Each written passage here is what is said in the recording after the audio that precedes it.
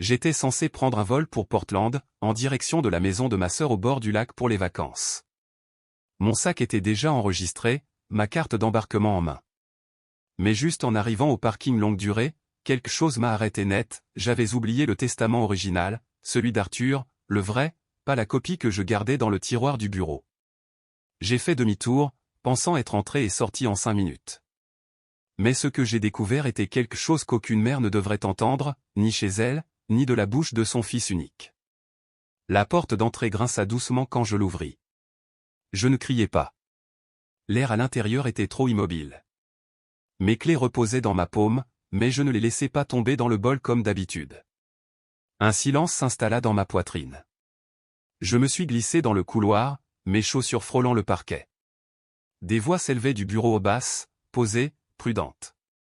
Je me suis arrêté derrière l'arche, le dos contre le mur, respirant à peine.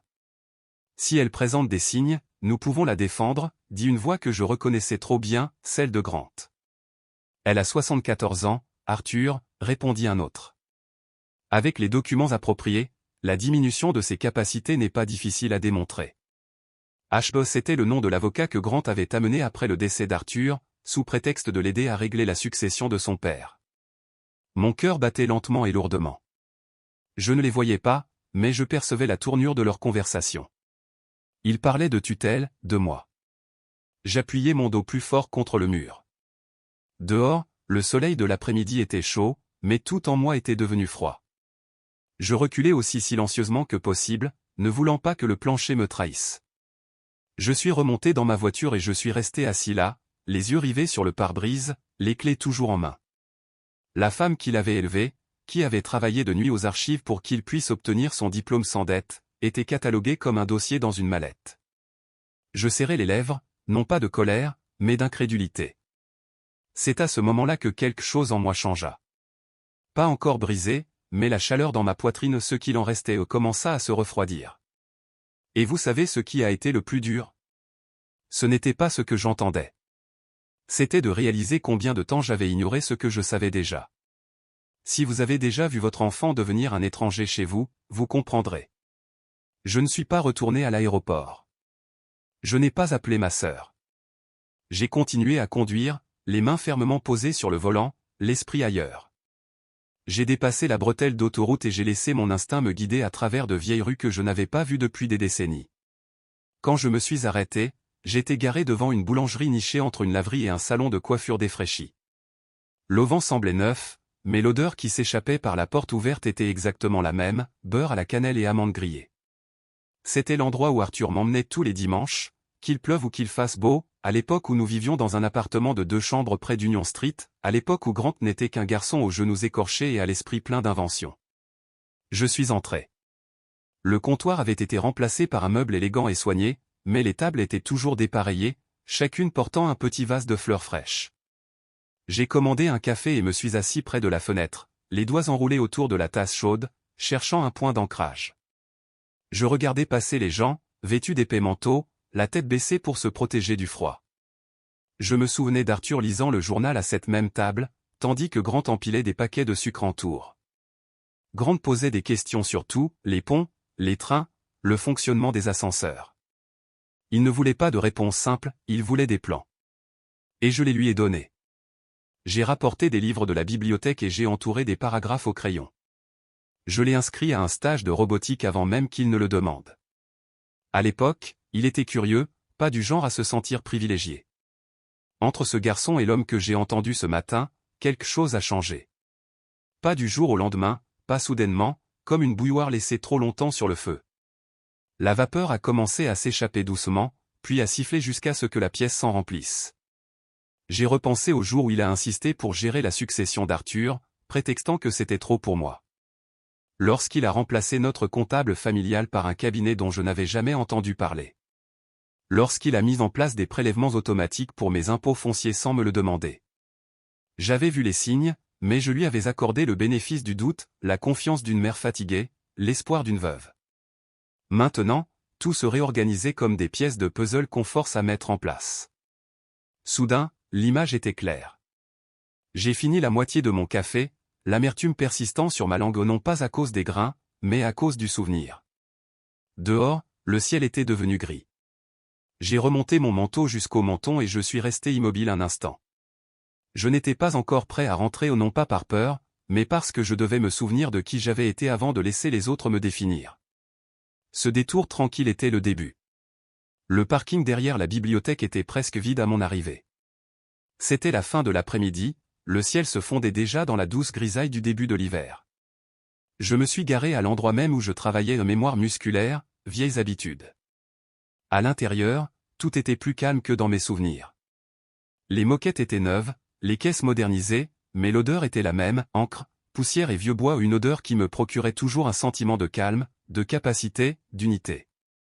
Je passais devant les rayonnages de fiction et me dirigeais vers le fond, en direction de la salle des archives. Elle n'avait pas beaucoup changé, même grand classeur, même plafonnier beige qui clignotait si on fixait trop longtemps. J'ai fait un signe de tête à la jeune femme assise à l'accueil et lui ai demandé de consulter un document que j'avais catalogué, une copie du testament de mon mari. Elle a glissé un presse-papier et m'a indiqué une table dans un coin. J'ai trouvé le dossier sans difficulté. Mes mains savaient encore où chercher. Le dossier était épais, non pas à cause du testament lui-même, mais à cause des notes d'Arthur. Les marges étaient bordées de flèches, de dates, d'abréviations, écrites de sa main coupée. Cela avait du sens pour lui, et au fil des ans, cela avait fini par en avoir pour moi aussi. J'ai soigneusement déplié les pages et parcouru chaque ligne. Le testament était intact, rien n'était raturé. Mais ce qui a attiré mon attention, ce sont les post-TS qu'il avait laissés à l'intérieur. Dolores, si jamais tu as un doute, la réponse est toujours dans les chiffres. J'ai ouvert la dernière page, où un tableau détaillait les actifs, propriétés, placements et obligations. À côté de chaque ligne, une note, D à conserver, D ou octroi si admissible, conservation légale jusqu'à examen indépendant. Pas, octroi pour gestion, ni, accès complet pour fil. Arthur avait été précis. Il m'avait fait confiance. J'ai senti la chaleur monter dans ma poitrine non pas de colère, mais de reconnaissance, de souvenir, de la sensation de me réhabituer enfin à moi-même. J'ai sorti un bloc-notes de mon sac et j'ai commencé à dresser une liste, d'abord, les copies, ensuite, les conseils juridiques, enfin, l'audit des modifications récentes de mon compte. J'ai souligné chaque élément d'une pression lente et constante. Quand je suis sorti de la bibliothèque, le soleil avait disparu sous les toits et le ciel avait pris une douce teinte bleu marine. Le froid ne me gênait plus. Je me dirigeais vers la voiture d'un pas décidé, le souffle embrumé. Et pour la première fois depuis des semaines, je ne me sentais pas vieille. Je ne me sentais pas perdue. Je n'avais pas l'impression d'être dirigé. Je me sentais comme Dolores Whittaker, la femme qui organisait des collections rares, qui pouvait réciter chaque politique par cœur, qui a un jour découvert une lettre perdue de la guerre d'indépendance derrière un classeur cassé, et tout comme elle, je retrouverai mon chemin à travers ce document, un document à la fois. Ce matin-là, j'avançais lentement, non pas par douleur, mais parce que j'avais besoin que l'illusion soit réelle. J'ai glissé un minuscule enregistreur vocal dans la doublure de mon manteau, le même que j'utilisais pour les entretiens à la bibliothèque, à peine de la taille d'un pouce, avec un léger clic pour démarrer l'enregistrement. Je m'assurai que le voyant rouge clignotait une fois, puis je glissai l'appareil dans la laine. J'ai laissé la porte déverrouillée. Le soleil était suffisamment haut pour projeter de longues ombres sur le sol de la cuisine, alors j'ai éteint les plafonniers et laissé la lumière naturelle agir discrètement. J'ai préparé du thé, en renversant juste une goutte sur le plan de travail, et j'ai laissé la bouilloire légèrement entr'ouverte, un petit trou, un désordre subtil, de ceux qu'on pourrait prendre pour un oubli. À 10h30, Grant arriva. Je ne lui avais pas demandé de venir et ces derniers temps, il appelait rarement en premier. Il entra, un sac de course à la main, arborant ce sourire prudent qu'il arborait chaque fois qu'il avait besoin de quelque chose. J'étais assise à la table de la cuisine, en peignoir, une grille de mots croisés à moitié remplie et un stylo sans capuchon devant moi. J'ai levé lentement les yeux. Il m'embrassa sur la joue et remarqua qu'il faisait froid dans la maison. J'acquiesçai, m'en vouloir d'avoir oublié d'allumer le chauffage. Il posa le sac et sortit une boîte de soupe, une miche de pain et une boîte de crackers. Et le spectacle commença. Il m'a demandé comment j'avais dormi. J'ai murmuré que je n'en étais pas sûr, puis j'ai changé de sujet au milieu d'une phrase, laissant mes mains tâtonner avec la cuillère. Lorsqu'il m'a proposé de réchauffer la soupe, j'ai souri et j'ai dit oui, comme si sa gentillesse était un cadeau. Grant se déplaçait dans la cuisine comme quelqu'un qui faisait un inventaire, ses yeux se posaient sur le calendrier, les pilules près de l'évier, le courrier non ouvert. Il commentait une lettre de la compagnie d'assurance. J'avouai que je n'avais pas eu le temps de l'ouvrir. Il se proposa pour s'en occuper. Je fis semblant de ne pas entendre. Après le déjeuner, il s'est appuyé contre l'encadrement de la porte et m'a regardé un long moment.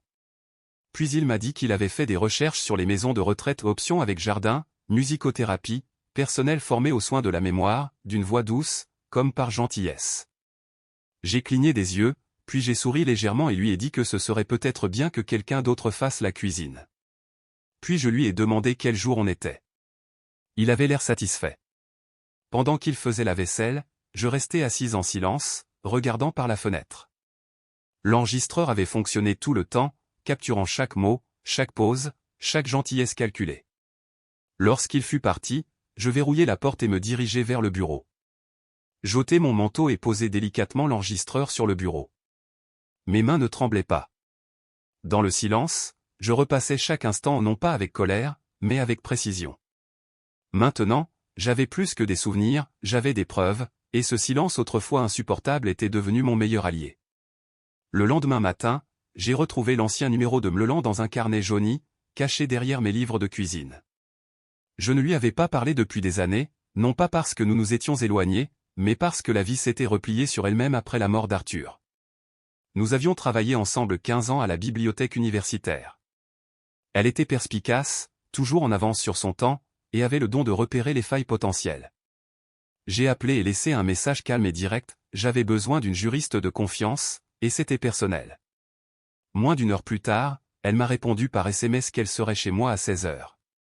À son arrivée, sa présence a rempli la pièce sans l'envahir. Elle portait un manteau en laine bleu marine, les cheveux tirés en arrière en un chignon serré, l'air serein, sans sourire forcé. Nous nous sommes assis à la table de la cuisine. J'ai versé de la tisane à la camomille dans des tasses dépareillées et j'ai glissé l'enregistreur et un classeur vers elle. Aucune explication, juste le silence. Elle a écouté l'enregistrement d'un trait, son expression est restée inchangée. À la fin, elle a levé les yeux et a dit « On va arranger ça ». Elle ouvrit son ordinateur portable, ses doigts se déplaçant rapidement. Elle me demanda si ma procuration avait été mise à jour depuis le décès d'Arthur. Je répondis non. Elle acquiesça, d'abord, révoquer l'autorité de Grant, ensuite, rédiger un nouveau testament, désigner un exécuteur testamentaire de confiance et informer l'État. Tout serait documenté et horodaté. Elle me demanda si j'avais des sauvegardes numériques. Je répondis non. Elle me dit que nous réglerions cela aussi. Au cours de l'heure qui suivit, elle élabora un plan juridique clair et précis de tout ce que Grant supposait que j'avais oublié. Mleland était précise, mais jamais froide. Elle avait déjà vu cela, non seulement avec des enfants, mais avec quiconque croyait que le droit de visite était synonyme de propriété. Dans le bureau, elle a scanné des copies du testament annoté d'Arthur et m'a aidé à configurer un stockage cloud chiffré, créant un dossier dédié intitulé « Dolores Legal Private ». Elle m'a expliqué comment mettre à jour les entrées, où stocker les rapports médicaux et quelle version conserver. Avant de partir, elle a placé une feuille devant moi, une révocation officielle de procuration, avec mon nom, son nom et la date. Elle l'a glissée dans sa serviette et a dit « Voici la première étape ». Après son départ, je me suis assis près de la fenêtre, regardant les branches nues du cornouiller se balancer. La maison était redevenue silencieuse, mais cette fois, elle n'était pas vide, c'était le bruit de quelque chose de solide qui se reconstruisait, une décision à la fois, un document à la fois, une version de moi-même à la fois. Et je n'étais plus seul. Les jours qui suivirent se déroulèrent avec une précision silencieuse. Mleland m'avait donné une liste de contrôles, mais dès le lendemain matin, je n'en avais plus besoin. Ce rythme de protection s'installa dans une routine que je n'avais plus ressentie depuis l'archivage de collections historiques, chaque document racontait sa propre histoire et mon rôle se limitait à la préserver. J'ai commencé par consulter mon dossier médical. J'ai pris rendez-vous avec le docteur Elkin, le même médecin que je consultais depuis plus de 10 ans et demandé une évaluation cognitive. Non pas par doute, mais parce que je voulais un bilan écrit. Il a effectué les tests, examiné mon dossier, puis m'a remis une lettre signée, mes fonctions cognitives étaient normales, aucun signe de déficience. Je l'ai plié soigneusement et classé. De retour chez moi, j'ai rassemblé tout ce qui confirmait ma lucidité, tickets de caisse, relevés bancaires avec notes manuscrites, emails imprimés des 2 dernières années. J'ai daté chaque page et les ai classées dans des dossiers juridiques, médicaux et personnels, clairs, cohérents, irréfutables. J'ai numérisé chaque page dans le nouveau stockage cloud que Mleland avait mis en place. Chaque fichier était horodaté, chaque document était une petite brique dans le mur que j'ériguais entre moi et la personne que Grant pensait que je deviendrais. Au fond de mon placard, derrière de vieux manteaux d'hiver et une valise inutilisée, j'ai découvert une boîte étiquetée « Arthur Mas ». À l'intérieur se trouvaient des lettres de leur enfance, des listes de courses, des pense-bêtes, des petits cœurs dessinés à côté de son nom. L'une d'elles se démarquait, une seule page de son écriture en gras, datée d'il y a 10 ans, pliée en 4 et glissée entre des brochures de voyage. On pouvait y lire « Si le jour vient où notre fils vous fera douter de vous-même, fiez-vous à votre instinct. Vous avez toujours vu plus clair que vous ne le croyez. » Je m'assis au bord du lit, cette lettre sur mes genoux. La maison était silencieuse. Mon cœur battait à tout rompre. Dehors, le vent effleurait les fenêtres comme des doigts. Arthur avait su peut-être pas les détails, mais la possibilité. Il avait vu quelque chose que je n'étais pas prête à voir à ce moment-là. Maintenant, j'étais prête. Ce soir-là, j'ai tout sauvegardé, envoyé des copies à Mleland et rangé une clé USB dans le coffre-fort. J'ai ajouté une dernière note à mon journal, on n'est jamais trop préparé quand on essaie de vous effacer. Et je dormis sans allumer la lumière du couloir. Pour la première fois depuis des semaines, je ne me réveillais pas pour vérifier les serrures. J'avais fait le travail, et je ne jouais plus la défensive. Je documentais ma survie de ma propre main, en temps réel. Il est arrivé un mercredi. Je n'avais pas entendu la voiture arriver, mais la sonnette a retenti juste après midi. J'ai pris une grande inspiration et me suis dirigé vers la porte sans me presser. Quand je l'ai ouverte, Grant était là, tenant un sac en papier dans une main et un petit bouquet de tulipes du supermarché dans l'autre. Il souriait de ce même sourire doux qu'il avait toujours après s'être fait prendre à grignoter un morceau avant le dîner. Je m'écartai et le laissai entrer sans un mot. Les tulipes étaient jaunes, et je le remerciai avant de les déposer dans le vieux vase vert sur la table de la salle à manger. Il remarqua le calme de la maison, disant qu'elle semblait paisible. J'approuvai. Sans demander son avis, il a déballé le sac dans la cuisine, une boîte de soupe aux légumes, un petit pain croustillant, une barre chocolatée. J'ai proposé de réchauffer la soupe, mais il a refusé et s'en est chargé lui-même. Il a parcouru la cuisine comme s'il y avait sa place comme il l'avait toujours fait. Nous nous sommes assis à table. Il m'a demandé comment j'avais dormi. Je lui ai dit que certaines nuits étaient meilleures que d'autres. Il a hoché la tête, puis m'a gentiment suggéré d'engager quelqu'un pour prendre de mes nouvelles 1 ou 2 fois par semaine. Je lui ai dit que ce n'était peut-être pas une mauvaise idée. Je laissai ma cuillère trempée dans le bouillon, mes mains bougeant plus lentement que d'habitude. Il m'observait attentivement, comme quelqu'un qui regarde un cadran qu'il vient de régler. Puis il commença à me parler des endroits qu'il avait étudiés, des résidences-services avec des programmes de bien-être, des sentiers pédestres, des chambres individuelles. Il formulait cela comme une suggestion, je méritais du repos, et il n'était pas prudent de rester trop longtemps seul. J'ai baissé les yeux, j'ai caressé le bord de la serviette et j'ai dit que j'y réfléchirais. Son visage s'est adouci, peut-être même de soulagement. Lorsqu'il m'a proposé de me conduire visiter un des endroits la semaine prochaine, j'ai souri à nouveau et j'ai dit, peut-être. Puis je lui ai demandé de me rappeler quel jour on était. Il me l'a dit, et j'ai hoché la tête comme si j'avais oublié, laissant le silence s'installer entre nous. Il est resté une demi-heure de plus. En traversant le couloir, il a vérifié ce que j'aurais pu manquer, il m'a montré une ampoule qui clignotait dans la buanderie et a mentionné que la balustrade du porche semblait desserrée. J'ai noté tout ce qu'il a remarqué. Avant de partir, il m'a doucement touché l'épaule et m'a dit qu'il voulait juste le meilleur pour moi. J'ai posé ma main sur la sienne et lui ai dit que je savais. Dès que la portière s'est refermée derrière lui, je me suis dirigé vers la vitre arrière et je l'ai regardé assis dans sa voiture. Il est resté là un moment, tapant quelque chose sur son téléphone, la bouche légèrement remuante comme s'il répétait. Je me retournai et entrai dans le bureau. Le petit enregistreur sur l'étagère fonctionnait depuis son arrivée. Chaque phrase, chaque suggestion, chaque mot réfléchi était désormais archivé. Plus tard dans la soirée, j'ai téléchargé le fichier, intitulé « Visiter la discussion sur la résidence assistée Grant ». La performance était presque parfaite, mais l'enregistrement l'était tout autant. Le lendemain matin de la visite de Grant, j'ai réaménagé le salon, non pas par nécessité, mais pour faire de la place sous la table d'appoint pour un deuxième enregistreur. L'emplacement était important, il faisait souvent les 100 pas près de la fenêtre lorsqu'il était nerveux. J'ai testé l'angle et la portée pour m'assurer que le microphone capterait également les conversations sur le porche. J'ai laissé la porte d'entrée déverrouillée, signe d'ouverture et de vulnérabilité. Puis j'ai lentement parcouru la cuisine, apposant délibérément de petits signes d'oubli. J'ai laissé le réfrigérateur légèrement ouvert, posé le verre doseur dans l'évier plutôt que dans le placard, et, devant le miroir du couloir, j'ai ébouriffé mes cheveux juste assez pour faire comme si je n'avais rien remarqué. À 10h40, sa voiture s'est arrêtée à nouveau. Il a gravi les marches en fredonnant quelque chose. Je suis sorti sur le porche, un gilet serré autour des épaules, et je lui ai demandé ce qui le ramenait. Il m'a dit qu'il était dans le quartier, juste pour prendre de mes nouvelles, et m'a tendu un nouveau paquet du centre de soins dont il m'avait parlé.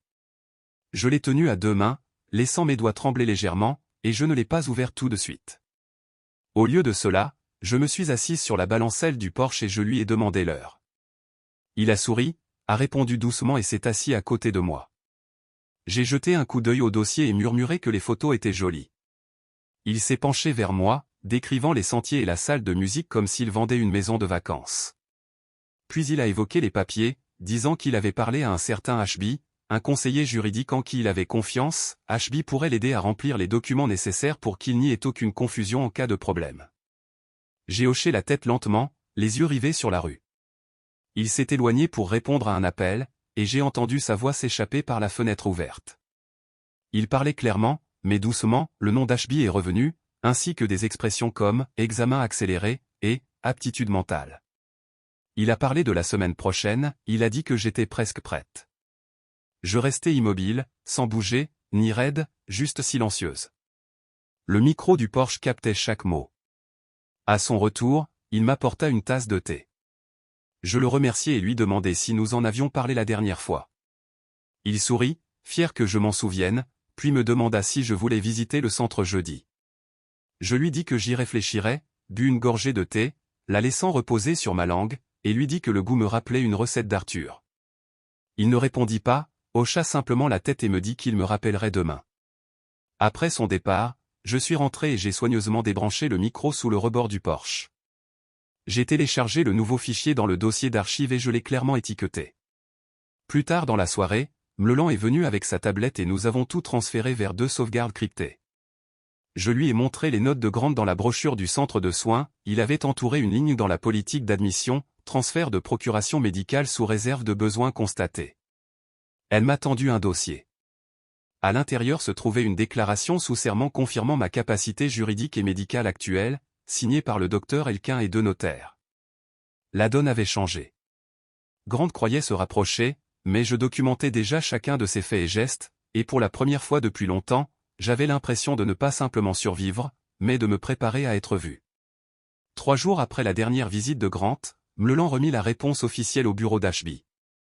L'enveloppe était lourde de documents, la déclaration sous serment de capacité mentale, la procuration récemment notariée, le testament mis à jour et une notification écrite annulant toutes les autorisations antérieures. Tout était consigné, horodaté et signé en double exemplaire. Ce n'était pas une déclaration de guerre, mais un bouclier. Elle l'a remis en main propre au complexe juridique du centre-ville, où le cabinet d'HB avait ses bureaux, situés au-dessus d'un cabinet dentaire. Elle l'a laissé au réceptionniste, demandant seulement qu'il lui soit remis directement, puis s'est éloignée. Ce soir-là, elle appela. Sa voix était calme, mais quelque chose d'indéchiffrable se cachait derrière. Elle dit qu'HB l'avait appelé personnellement non pas pour argumenter, ni pour défendre sa position mais pour dire qu'il avait tout examiné attentivement et qu'il se retirerait de la situation. Puis, sans qu'on le lui demande, il ajouta qu'Arthur lui avait autrefois rendu un service que peu d'autres lui rendaient. Ce n'était pas un aveu, mais cela suffisait à briser le mur que Grant avait érigé. J'ai rejoué cet appel dans ma tête tandis que je sortais la note manuscrite d'Arthur, celle de la vieille boîte, et que je traçais la dernière ligne avec mon pouce. Le lendemain, j'ai reçu une lettre par coursier. Elle ne venait pas de Grant, mais d'HB. Un bref message sur papier a en tête précisé qu'il ne s'impliquerait plus dans les affaires juridiques relatives à ma succession. Il était accompagné d'un relevé imprimé de tous les documents déposés en mon nom au cours des 6 derniers mois, y compris ceux initiés par Grant. La trace écrite était exhaustive, date, journaux numériques, projets de documents, courriels. J'ai passé l'après-midi à lire chaque ligne. Des phrases que je reconnaissais lors de conversations avec Grant ou des phrases répétées mot pour mot. Ce qu'il m'avait dit autour d'une soupe figurait dans un projet de déclaration d'inquiétude joint à une proposition de tutelle. Il y avait même des pages modèles soigneusement préparées pour de futures déclarations sous serment, destinées à être remplies par des voisins ou des amis qui constataient des troubles de la mémoire. Il avait construit son dossier en silence, et maintenant je détenais tout son manuel. J'ai appelé Mleland. Nous avons convenu de la suite, elle rédigerait une brève déclaration d'intention, prête à être soumise si Grant déposait d'autres requêtes judiciaires.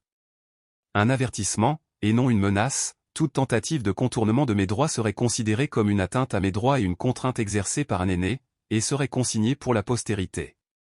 Ce soir-là, j'ai placé la lettre d'Ashp à côté du mot d'Arthur dans le tiroir de ma table de nuit. Deux hommes, l'un qui avait tenté de m'effacer discrètement, et l'autre qui avait laissé juste assez de lumière pour que je retrouve mon chemin. Je ne me sentais pas triomphante, je me sentais stable, comme si j'avais enfin émergé d'une impasse et retrouvé l'air pur. Le silence de la maison ne m'écrasait plus, il se tenait à mes côtés, fort et solidaire. Grant est arrivé sans prévenir ni appel, ni message, juste le crissement des pneus sur le gravier et le grincement lent du portail. Je l'attendais. La lettre d'Ashp avait changé quelque chose, et je savais que mon frère n'attendrait pas longtemps pour reprendre le contrôle. Je l'observais par la fenêtre tandis qu'il remontait le sentier, un dossier serré sous le bras. Son pas était mesuré, mais ses épaules étaient tendues. Le masque d'inquiétude était toujours là, plus fin, tendu sur quelque chose de plus net. En ouvrant la porte, je ne lui lançai aucun salut surpris. Je m'écartai simplement et l'invitai à entrer. Il me suivit dans la cuisine, remarquant l'odeur de cannelle. J'avais fait chauffer du cidre sur le feu, laissant volontairement son arôme embaumer la maison. Il ne s'assit pas. Il posa le dossier sur la table et resta debout, comme s'il attendait un signal. Je versai 2 tasses, lui en tendis une, puis m'assis en face de lui. L'espace entre nous semblait pur, presque cérémoniel. Il commença doucement, expliquant qu'Ashp s'était absenté à l'improviste et avait laissé les choses dans un état confus. J'acquiesçai tandis qu'il exprimait ses inquiétudes quant à des documents modifiés à son insu. Je bus une gorgée de cidre, puis pris une petite pile de documents dans le tiroir à côté de moi ou des copies propres, sans agressivité, juste des faits, la nouvelle procuration, le testament mis à jour, la déclaration du docteur Elkin, la déclaration notariée de capacité. Un par un, je les glissai sur la table. Il ne les a pas ramassés. Il m'a juste regardé fixement. Ni en colère, ni effrayé, juste lucide. Je l'ai regardé et j'ai dit, j'ai pris des décisions légales, des décisions responsables. Je sais exactement ce que je fais, et faire semblant du contraire n'y changera rien. Sa mâchoire se contracta. Son regard se reporta sur les papiers, puis se dirigea vers le couloir, comme à la recherche de preuves ou des signes indiquant que j'avais été aidé ou que je bluffais. Je me penchai en avant et dis doucement, le silence n'est pas toujours synonyme de faiblesse. Il resta immobile un instant encore. Puis, sans plier les papiers, il les rassembla et se dirigea vers la porte. Il ne la claqua pas. Il ne dit plus un mot. Il repartit par où il était venu. Une fois le moteur éteint, je suis retourné à la table et j'ai récupéré l'enregistreur caché sous le porte-serviette. J'ai arrêté l'enregistrement. Le nom du fichier dans ma tête, confrontation silencieuse aux clartés totales. Cette nuit-là, je n'ai pas rêvé de l'enfance de Grant, ni de la voix d'Arthur, ni des phrases juridiques résonnant dans les couloirs du tribunal. J'ai rêvé d'une pièce pleine d'ordre, des cartons étiquetés, des registres propres, une fenêtre ouverte sur l'air pur. Pour la première fois depuis des années, mes décisions m'appartenaient entièrement. Et cela me suffisait. Le silence qui enveloppait la maison commença à se dissiper, non pas sous l'effet du bruit, mais grâce au cadeau. Tessa, la fille de Mleland, arriva peu après midi, par un samedi ensoleillé. Elle portait un sac de toile et un sac pour ordinateur portable, avançant dans le couloir comme si c'était le sien depuis toujours. Elle ne faisait pas de bruit. Elle ne posait pas trop de questions. Elle s'installa dans la petite chambre d'amis avec une confiance tranquille, branchant son disque dur, rangeant ses manuels, empilant ses classeurs sur la table de nuit. Étudiante en archivistique, elle parlait avec ce rythme calme et posé qui me rappelait mes années d'université. Le soir, la maison avait déjà changé. Elle proposa de préparer du thé et resta plantée dans ma cuisine comme si c'était la sienne, fredonnant un doux air folklorique que je n'avais pas entendu depuis des décennies. Un parfum de verveine citronnée flottait dans le couloir. Cette nuit-là, je l'ai entendu taper dans le couloir d'une voix régulière, délibérée, ancrée, comme la vieille machine à écrire d'Arthur résonnant dans le sous-sol bien après que les traitements de texte aient pris le dessus. Au cours des jours suivants, Tessa s'est intégrée au rythme. Elle a sorti les poubelles sans qu'on lui ait demandé, a imprimé des étiquettes pour mes vieux albums photos et m'a gentiment demandé si elle pouvait numériser les cahiers de mes années de bibliothèque. Elle traitait tout avec soin, sans jamais chercher à impressionner, juste à faire le travail. Le 3e jour, je lui ai remis des copies vierges du dossier juridique, la déclaration médicale, la procuration, le testament révisé et les transcriptions audio. Elle les a stockées sur un disque dur crypté, a ajouté des protocoles de sauvegarde et les a téléchargés sur un cloud sécurisé de niveau universitaire. Ce soir-là, Grant a appelé. J'ai vu son nom sur l'écran, mais j'ai laissé sonner. Aucun message n'a suivi. Plus tard, Tessa s'est assise à la table à manger avec son ordinateur portable et m'a demandé si je voulais étiqueter des cartons ensemble dans le garage le lendemain matin. J'ai dit oui. C'était comme accepter quelque chose de plus grand que du carton et du ruban adhésif, comme dire oui à la vie sans défense. Les pièces ne résonnaient plus lorsque je les traversais. La cuisine portait à nouveau des traces de doigts. Les sols avaient besoin d'être balayés plus souvent, et j'appréciais ça. Cette nuit-là, j'ai écrit dans mon journal une seule phrase, « La maison n'est plus silencieuse, et moi non plus ». Dans la lumière matinale, les arbres bruissaient d'une confiance tranquille, comme s'ils savaient que quelque chose s'était terminé et que quelque chose de nouveau avait commencé. J'étais assise à mon bureau, mon journal ouvert, celui-là même dans lequel j'écrivais depuis la mort d'Arthur. Les pages s'étaient épaissies, non seulement de mots, mais aussi de clarté. J'ai réfléchi au chemin parcouru non pas en kilomètres, ni en exploits, mais en cette lente et réfléchie marche vers moi-même. Pas de cris, pas de claquements de porte théâtrales, juste de petites décisions empilées comme des pierres sur un chemin que j'avais tracé seul. J'ai ouvert le journal à la dernière page et j'ai écrit « Laisse-le parler d'abord, puis regarde-le tomber ». J'ai fermé le journal, je l'ai placé à côté de la lettre d'Arthur et j'ai glissé la clé dans la poche de mon pull. La cuisine était chaude. Tessa était partie tôt pour le campus, mais sa tasse de thé était toujours posée près de l'évier, la vapeur avait disparu, mais le souvenir était là.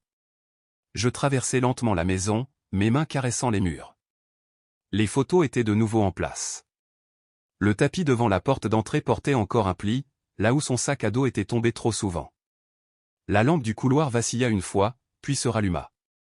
Dehors, le vent caressait doucement la vitre, et je regardais les feuilles se dorer d'un côté, puis pâlir de vert de l'autre. Il n'y avait pas d'annonce, pas de public, mais je savais que quelque chose s'était terminé. Pas mon histoire, juste le moment où j'attendais que quelqu'un d'autre décide de la suite. Et cela suffisait. Si cette histoire vous a touché, c'est peut-être parce que vous avez ressenti ce silence, celui qui n'est pas synonyme de faiblesse, mais de survie. Si vous avez déjà été ignoré, mis à l'écart ou amené à douter de votre propre voix, j'espère que cela vous rappellera que la dignité n'a pas besoin de permission. Vous n'êtes pas seul dans votre force tranquille, mais vous ne l'avez jamais été. Si cela vous a touché, partagez vos réflexions ou gardez simplement cette histoire en vous pour un peu plus longtemps.